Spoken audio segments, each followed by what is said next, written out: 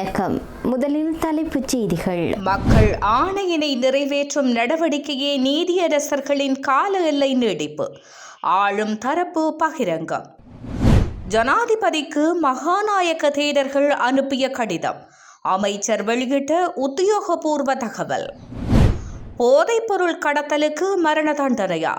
இறுதி முடிவு தொடர்பில் அமைச்சர் வெளியிட்டுள்ள தகவல்.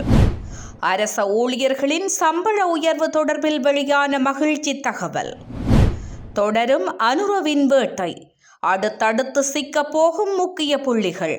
பலரை காட்டிக் கொடுத்த சைமா. ஈரானின் கொலை அச்சுறுத்தல். உணவு ட்ரக்கில் மறைந்திருந்து சிறிய விமானத்தில் அமெரிக்கா பறந்த ட்ரம்ப். இனி தொடர்பென விரிவான செய்திகள்.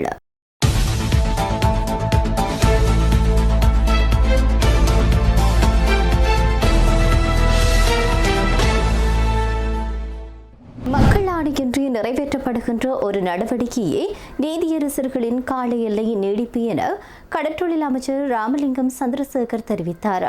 இலங்கையில் நீதியரசர்களுடைய கால நீடிப்பு தொடர்பில் ஊடகவியலாளர்கள் எழுப்பிய கேள்விக்கு பதிலளிக்கும் போது கடற்றொழில் அமைச்சர் இவ்வாறு தெரிவித்தார். நீதியரசர்களின் 2 ஆண்டுகால நீடிப்பு தொடர்பில் இன்று எதிர்க்கட்சிகள் குழப்பமடைந்துள்ளன. கடந்த 76 ஆண்டுகளாக நாட்டினை குற்றச் செயல்கள் நிறைந்த நாடாக இவர்கள் மாற்றியிருக்கின்றார்கள். அதனால் தான் 40,000த்திற்கும் அதிகமான சிறை கைதிகள் இருக்கின்றார்கள். 20,000 கைதிகள் இருக்கும் இடத்தில் 40,000 கைதிகள் காணப்படுகின்றார்கள். லஞ்ச ஊழல் மோசடிக்கு எதிராக, போதைப் பொருளுக்கு எதிராக, இவ்வாறான குற்றச் செயல்களுக்கு எதிரான நடவடிக்கைகளும் சட்ட நடவடிக்கைகளும் வேகமாக முன்னெடுக்கப்படுகின்றன. அவ்வாறு முன்னெடுக்கப்படுகின்ற போது அனுபவம் உள்ள நீதியரசர்கள், அதிகாரிகள், சட்டத்தரணிகள் தேவை. இவை அனைத்தையும் கருத்தில் கொண்டுதான் இந்த கால எல்லை நீட்டிப்பிற்கான அனுமதியினை பெற்றுக் கொடுக்கின்றோம். இதில் எந்தவிதமான தனிப்பட்ட லாபங்களும் கிடையாது. நாட்டு மக்கள் ஊழல் மோசடிகளுக்கு எதிராக சட்ட நடவடிக்கை எடுங்கள் என்று ஆணை வழங்கியிருக்கின்றார்கள். அந்த மக்கள் ஆணையினை நிறைவேற்றுகின்ற ஒரு நடவடிக்கையே இந்த நீதியரசர்களின் கால எல்லை நீடிப்பு. இது குறித்து தொடர்ந்து எதிர்க்கட்சிகள் அரசாங்கத்தின் மீது விமர்சனம் செய்து வருகின்றார்கள்.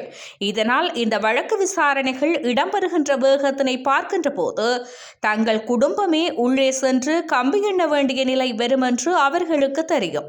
இவர்கள் சிறைக்கு செல்கின்ற வரிசையினை பார்க்கின்ற போது கடந்த 26 ஆண்டுகளாக இந்த நாட்டினை நாசம் செய்து கொள்ளையடித்து ராஜபக்ச கும்பல் கூட்டாக சேர்ந்து ஆட்டம் காணுகின்ற நிலை இருக்கின்றது. இந்த ராஜபக்சர்களுக்கு வாழ்பிடுகின்றவர்களை தேடி பார்க்கின்ற பொழுது எல்லோருமே இன்று குற்றவாளி கூண்டில் நிறுத்தப்படுபவர்களாக இருக்கின்றார்கள் என்றும் குறிப்பிட்டுள்ளார். நீதியரசர்களின் ஓய்வு பெறும் வயதை அதிகரிக்கும் அரசியலமைப்பு திருத்தம் பொருத்தமற்றது என தெரிவித்து மகாநாயக்க தேரர்களினால் அனுப்பப்பட்டிருக்கக்கூடிய கடிதம் ஜனாதிபதி அன்றுகுமார திசாநாயக்கவிற்கு கிடைத்திருப்பதாக அமைச்சரான நலிந்த ஜேதிச தெரிவித்திருக்கின்றார். அமைச்சரவை முடிவுகளை அறிவிக்கும் ஊடகவியலாளர் சந்திப்பு நேற்றைய தினம் இடம்பெற்ற வேளையில் அமைச்சர் நலிந்த ஜேதிச இந்த விடயத்தை குறிப்பிட்டார். குறித்த கடிதம் கிடைத்ததை தொடர்ந்து தாமும் நீதி அமைச்சரும் மகாநாயக்க தேரர்களை நேரில் சந்தித்து நிலைமைகள் குறித்து தெளிவுபடுத்தியதாக அவர் குறிப்பிட்டார்.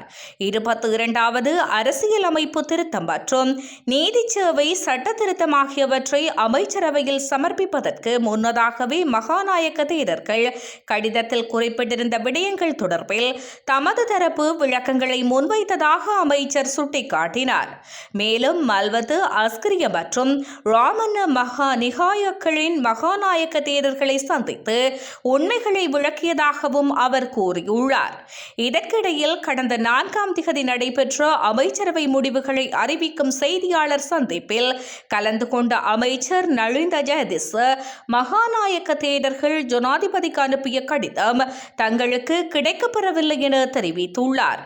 இந்நிலையில் அதற்கு முன்னாள் தாமும் நீதி அமைச்சரும் மல்வத்து, அஸ்கரிய மற்றும் ராமண்ண பிரிவுகளின் மகாநாயக்க தேரர்களை சந்தித்து 22வது அரசியலமைப்பு திருத்தம் குறித்து தெளிவுபடுத்தியதாக அவர் தற்போது கூறியுள்ளமை குறிப்பிடத்தக்கது. போதைப்பொருள் கடத்தலில் ஈடுபடும் தரப்பினருக்கு மரண தண்டனை வழங்குவது தொடர்பான நடவடிக்கை தொடர்பில் இறுதி முடிவு எடுக்கப்படவில்லை என்று அமைச்சரான நலிந்த ஜேதிச தெரிவித்தார்.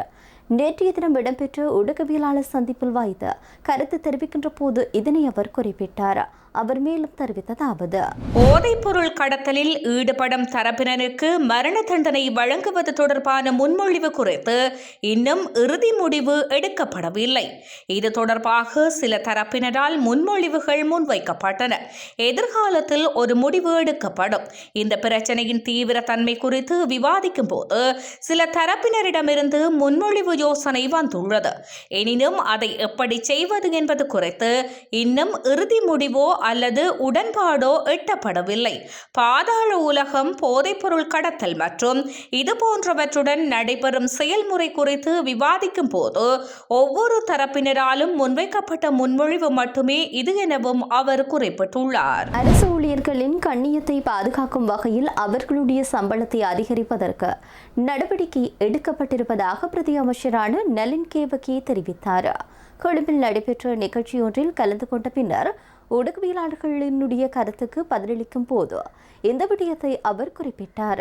இதன்போது அரசு சேவைக்கு 72,000 புதிய ஊழியர்களை இணைத்துக் கொள்வதற்கு நடவடிக்கை எடுக்கப்பட்டுள்ளதாகவும் தெரிவித்துள்ளார். கடந்த காலங்களில் முறையான தகுதிகளின் அடிப்படையில் நியமனங்களும் பதவி உயர்வுகளும் வழங்கப்படாததால் அரசு சேவையின் தரம் வெகுவாக வீழ்ச்சியடைந்திருந்ததாக அவர் குற்றம் சாட்டினார். நாட்டின் முக்கிய நிர்வாக கட்டமைப்பாக திகழும் சிவில் சேவையை வலுப்படுத்துவது அரசாங்கத்தின் முதன்மை பொறுப்பாகும் என்றார். அத்துடன் அரச சேவையில் சுமார் 72,000 புதிய ஊழியர்களை புதிதாக சேர்த்துக் கொள்வதற்கான திட்டங்கள் முன்னெடுக்கப்பட்டு வருவதாகவும் அவர் கூறியுள்ளார். எதிர்காலத்தில் அரச ஊழியர்களின் இடமாற்றங்கள், பதவி உயர்வுகள் மற்றும் அவர்களின் பிள்ளைகளுக்கான பாடசாலை சேர்க்கைகள் என்பது அரசியல் தலையீடுகளின்றி சரியான வழிமுறைகளூடாகவே மேற்கொள்ளப்படும் என பிரதி அமைச்சர் நளின் கேவகே உறுதியளித்துள்ளார். அரச ஊழியர்கள் அவர்களின் திறமைகள் மற்றும் தகுதிகளின் அடிப்படையில் மதிப்பிடப்பட வேண்டும் என்றும் அவர்கள் நாட்டின் வளர்ச்சிக்கு நேர்மையுடன் பங்களிக்க வேண்டும் என்றும் வலியுறுத்திய அவர் முறைகேடுகள் நடக்கும் பட்சத்தில் மட்டுமே அரசாங்கம் தலையிடும் என்றும் சுட்டிக்காட்டியுள்ளார்.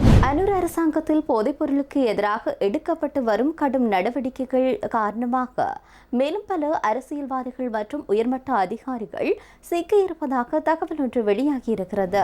சில தினங்களுக்கு முன்னர் மலேசியாவிலிருந்து இலங்கைக்கு அழைத்து வரப்பட்ட ரத்மலானையை சேர்ந்த சாய்மா உள்ளிட்ட 3 பாதாள உலக சந்தேக நபர்கள் பல உண்மைகளை அம்பலப்படுத்தியுள்ளனர். அவர்கள் வெளிப்படுத்தும் தகவல்களுக்கு அமைவாக அவர்களுடன் தொடர்பில் இருந்த மேலும் சிலரும் சிக்கவுள்ளதாக தெரிவிக்கப்படுகின்றது. அவர்களுடன் தொலைபேசி தொடர்புகளை பேணிய 10 நபர்கள் குறித்த தகவல்கள் வெளிவரவுள்ளதாக சிரேஷ்ட போலீஸ் அதிகாரி ஒருவர் தெரிவித்துள்ளார். மேலும் அவர்களுக்கும் குற்றச் செயல்களை செய்வதற்கு ஒப்பந்தம் வழங்கிய நபர்களையும் கைது செய்வதற்கு நடவடிக்கை எடுக்கப்பட்டுள்ளதாகவும் அவர் குறிப்பிட்டுள்ளார். அத்துடன் இந்த குழுவினருக்கு ஆயுதங்களை வழங்கியவர்களையும் எதிர்வரும் காலத்தில் கண்டறிய முடியும் என அவர் நம்பிக்கை வெளியிட்டுள்ளார். ஈரானின் அச்சுறுத்தலை அடுத்து கடந்த மாதம் துருக்கியில் நடந்திருக்கக்கூடிய நேட்டோ உச்சி மாநாட்டில் இருந்து வெளியேறிய போது அமெரிக்க ஜனாதிபதி டொனால்ட் ட்ரம்ப் ரகசியமாக விமானம் மாறியதாக அமெரிக்க ஊடகங்கள் தெரிவித்திருக்கிறது. ஐரோப்பாவின் நேட்டோ கூட்டமைப்பில் உள்ள ஒரே இஸ்லாமிய நாடு துருக்கி. துருக்கியில் கடந்த ஜூலை 7 நேட்டோ வருடாந்திர மாநாட்டில் ட்ரம்ப் கலந்து கொண்டார். இதில் பங்கேற்க கட்டார் பரிசாக வழங்கிய ஏர்போர்ஸ் ஒன் போயிங் 747-8 விமானத்தில் வருகை புரிந்த ட்ரம்ப் அன்றைய தினம் திரும்பிச் செல்லும் போது அந்த புதிய விமானத்தில் ஏறாமல் தனது பழைய ஏர்போர்ஸ் ஒன் விமானத்தில் ஏறினார். புதிய விமானத்தில் வந்திறங்கி புறப்படும் போது திடீரென பழைய விமானத்திற்கு மாறியது சந்தேகங்களை ஏற்படுத்தியிருந்தது. இந்நிலையில் அவர் அன்றைய தினம் அந்த பழைய ஏர்போர்ஸ் ஒன் விமானத்தில் ஏறுவது போல் ஊடகங்களை ஏமாற்றிவிட்டு வேறு ஒரு சிறிய ரக விமானத்தில் துருக்கியிலிருந்து வெளியேறியதாக தகவல்கள் வெளியாகியுள்ளன. ஈரான் போர் உச்சகட்டத்தில் இருந்ததும் தான் படுகொலை செய்யப்படுவோம் என்ற அச்சுறுத்தல் காரணமாக இருப்பதாகவும் ட்ரம்ப் இந்த முறையில் ரகசியமாக பயணித்ததாக கூறப்படுகின்றது. வாஷிங்டன் போஸ்ட் வெளியிட்டுள்ள செய்தியின்படி துருக்கி தலைநகர் அங்காராவில் நேட்டோ மாநாட்டை முடித்துக் கொண்டு புறப்பட்ட ட்ரம்ப் கேமராக்களுக்கு முன் தனது பழைய ஏர்போர்ஸ் ஒன் விமானத்தில் ஏறுவது போல காண்பிக்கப்பட்டது. ஆனால் விமானத்திற்குள் சென்ற சில நிமிடங்களில் ஹைட்ராலிக் வசதி கொண்ட விமான நிலைய உணவு ட்ரக் மூலம் ட்ரம்ப் மற்றும் அவரது உதவியாளர்கள் ரகசியமாக வெளியேற்றப்பட்டனர். அங்கிருந்து அவர் அமெரிக்க ராணுவத்தின் சிறிய C-32A என்ற மாற்று விமானத்திற்கு மாற்றப்பட்டு இங்கிலாந்தில் ராஃப் மில்டன்ஹால் விமான தளத்திற்கு பாதுகாப்பாக அழைத்துச் செல்லப்பட்டுள்ளார். அங்கிருந்து அமெரிக்கா சென்றடைந்துள்ளார். ட்ரம்ப் இன்றி பழைய ஏர்போர்ஸ் ஒன் விமானத்தில் பயணித்த பத்திரிகையாளர்கள் மற்றும் சில வெள்ளை மாளிகை ஊழியர்களிடம் விமானத்தின் ஜன்னல் திரைகளை மூடி வைக்குமாறு அறிவுறுத்தப்பட்டுள்ளது. ஈரான் எல்லையை ஒட்டிய துருக்கிக்கு ட்ரம்ப் சென்றிருந்த சமயத்தில் ஈரானின் படுகொலை அச்சுறுத்தல் குறித்த நம்பகமான தகவல் அமெரிக்க உளவுத்துறைக்கு கிடைத்ததை தொடர்ந்து இந்த நடவடிக்கை மேற்கொள்ளப்பட்டுள்ளது. இத்துடன் செய்திகள் நிறைவடைகின்றன. நன்றி.